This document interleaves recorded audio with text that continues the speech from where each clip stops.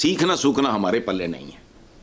77 साल में अगर आज भी जहां से शुरू हुए वहीं खड़े हो। फखर, आपसे समझना चाहेंगे कि पाक अफगान बॉर्डर पे क्या सूरत हाल है और केपीके के लोग इस वक्त किस हालात में हैं?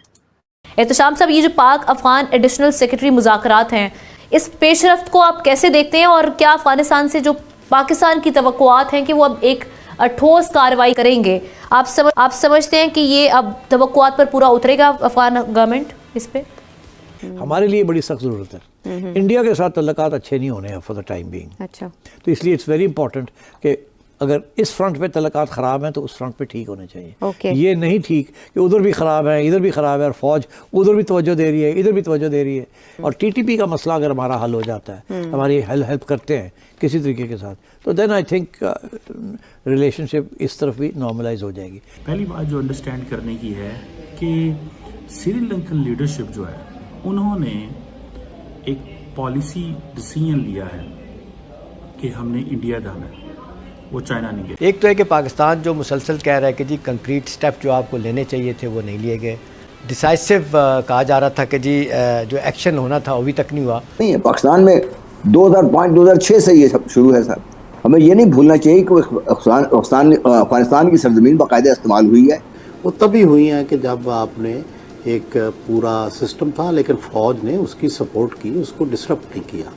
2 सूबे आपसे अगर देखे जाए तो वो टोटली दहशतगर्दों की कंट्रोल में, बलूचिस्तान और खैबर पख्तूनख्वा। ये तो नेक्सस भी उनका हिंदुस्तान अपना अफगानिस्तान की जो इंटेलिजेंस एजेंसी है और रॉ, कई हवालों से तो कहा जा रहा है कि इसमें मोसाद भी शामिल हो गया। अगर हम मुल्क पाकिस्तान की बात करें, जब से ये नई गवर्नमेंट आई है, हमारे वजीर आजम से लेकर सीएम तक सब ने गुहार लगाई है इंडिया से कि आप काइंडली हमारे साथ दोबारा से ट्रेड जो है शुरू करें, लेकिन ऐसा होता हमें नजर नहीं आ रहा।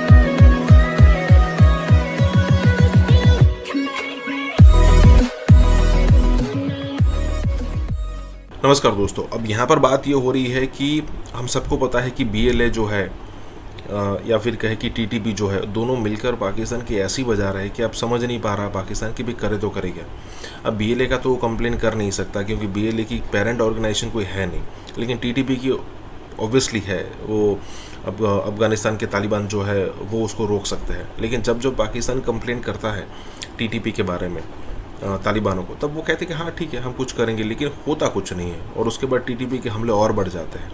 अब देखिए, पाकिस्तान ये चाहता है कि भी हम अफगानिस्तान के साथ वॉर में ना उलझें, और ऑब्वियसली क्योंकि अगर वो हुआ तो पाकिस्तान को बहुत बर्बादी झेलनी पड़ेगी, क्योंकि भाई उन्होंने 20 साल से बने रहे अमेरिका को हटाया है, तो फिर पाकिस्तान तो क्या ही बड़ी चीज़ है। पाकिस्तान के पास एक ही प्लस पॉइंट है कि उसके पास एयरफोर्स है, जो उनके पास नहीं है शायद। जो भी हो, लेकिन अब यहाँ पर यह भी बात कही जा रही है कि अफगानिस्तान इसीलिए टीटीपी को कुछ नहीं कहता क्योंकि इंडिया का गठजोड़ है उसके साथ, अफगानिस्तान के साथ, और इंडिया चाहता है कि टीटीपी जो है वो परेशान करती रहे पाकिस्तान को। तो यहाँ पर यही बात हो रही है। इसी के साथ ये वीडियो शुरू करते हैं। और हाँ दोस्तों, सुपर थैंक्स के जरिए हमें मदद करना ना भूलें। नाज़रीन इकराम, इस वक्त भारत एक तरफ तो पाकिस्तान के खिलाफ एक महाज खोलने जा रहा है, और जो कुछ पिछले कुछ दिनों से अंदर खाते खिचड़ी पक रही थी, अब यूं लग रहा है कि अब वो पूरी दुनिया पर अयां होने जा रही है, क्योंकि भारतीय वजीर दिफा जो है उसने एक गैर मामूली स्टेटमेंट दी है। एक तरफ भारत बराह रास्त पाकिस्तान के साथ पंगा लेने का सोच रहा है, तो वहीं दूसरी जानिब भारतीय प्रॉक्सीज, चाहे वो बीएलए हो या टीटीपी, इस वक्त बहुत एक्टिव होने की कोशिश कर रहे हैं। वैसे तो इनका कलाकमा किया जा रहा है, इन्हें हंट किया जा रहा है, लेकिन पाकिस्तान जो है उसने अपने हमसाया ममालिक पर तो ये बहुत वाज़ेह कर दिया है कि इनफ इज इनफ। बिलखुसूस अफगानिस्तान को ये बता दिया गया कि भाई, लेकिन अगर आपसे कंट्रोल नहीं हो रही अपनी टेरिटरी भी, तो फिर हमें तो पता है कहां कहां पर टेरर के लॉन्च पैड्स भी हैं, कहां पर इनके टेररिस्ट जो हैं भारत के स्पॉन्सर्ड इनके हाइड आउट्स हैं, तो फिर 1 सेकंड लगेगा स्ट्राइक करने में और इन्हें नीस्तो नाबूद करने में। लेकिन पाकिस्तान जो है वो एक अच्छे हमसाये का सबूत देते हुए इस वक्त अफगानिस्तान की गवर्नमेंट को एक चांस दे रहा है। और मैं आपको ये भी बता दूं कि पाकिस्तान और अफगानिस्तान की वजारत खारजा के दरमियान एडिशनल सेक्रेटरी सतह के मुज़ाकरात जो हैं, उनका पहला दौर जो है वो कामयाबी से मुकम्मल हुआ है, जिसमें पाकिस्तान ने अफगान सरजमीन पर दहशतगर्द गिरोहों के खिलाफ ठोस कार्रवाई की जरूरत पर जोर दिया है। और इसमें एजेंडा नंबर 1 और the only main agenda was कि भाई आपकी सरजमीन जो है वहां से टेररिस्ट ग्रुप्स और गिरोह जो हैं वो बड़े ऑर्गेनाइज तरीके से हमारे मुल्क के खिलाफ इस्तेमाल हो रहे हैं, और हम जो हैं वो फिर सोचेंगे नहीं। हम आपको वक्त दे रहे हैं, आपकी गवर्नमेंट स्टेटमेंट्स भी दे रही है, हम उसका खैर मकदम करते हैं, लेकिन इस वक्त पाकिस्तान ने यह कहा है कि जो गिरोह पाकिस्तान की सिक्योरिटी को नुकसान पहुंचाते हैं वो इलाकाई तरक्की में भी रुकावट बन रहे हैं। और अफगानिस्तान जो है वो भारत की प्रॉक्सी नहीं बन सकता, क्योंकि अफगानिस्तान ने तो आजादी, भैया आप तो कहते हैं कि आप आजाद हैं, फिर आप अपनी सरजमीन को एक दुश्मन मुल्क जो है उसकी प्रॉक्सी कैसे बनने दे सकते हैं? तो ये बात जो है ये उन पर बावर करवा दी गई है। इसके साथ ही साथ नाज़रीन इकराम, मैं आपको ये बता दूं कि इस वक्त भारतीय जो जर्नलिस्ट है ना, वो प्रोपेगेंडा लॉन्च कर रहे हैं जी कि पाकिस्तान आर्मी के व्हीकल के ऊपर जो कलात बलोचिस्तान में हमला हुआ उसकी एक वीडियो जारी की गई है, जिसमें पाकिस्तान की अफवाज के 15 जवान जो हैं वो शहीद हुए। और जब से नया रॉ का चीफ आया है पराग जैन, अब तो वो पाकिस्तान एक्सपर्ट है, उसने पाकिस्तान के हवाले से चीजें अपनी तैयार करनी है। बल्कि अब आप ये देखें कि राजनाथ सिंह ने कहा है कि peace time is an illusion, यानी ये एक नजर का धोखा है। ये जो एक अमन का दौर पाकिस्तान और भारत के दरमियान चल रहा है, ये एक इल्यूजन है, ये धोखा है, ये हकीकत नहीं है, ये एक इमेजिनरी दुनिया है। Must stay ready for uncertainty, हमें किसी भी तरह की गैर यकीनी सूरत हाल के लिए तैयार रहना होगा, क्योंकि अमन का कोई वक्त नहीं है, यानी वो पुरअमन रहने की नीयत भी कोई नहीं है।